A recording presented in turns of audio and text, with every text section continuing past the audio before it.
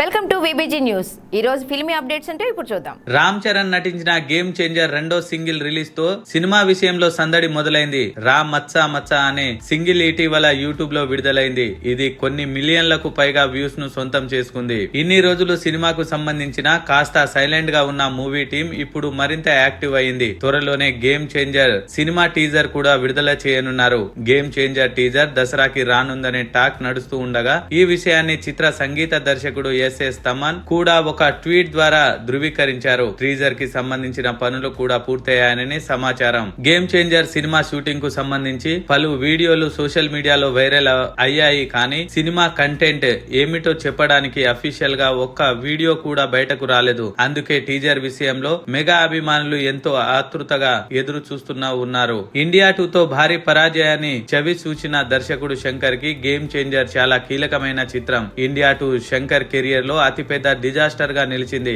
కాబట్టి game changer విజయం ఆయనకు చాలా ముఖ్యమైంది.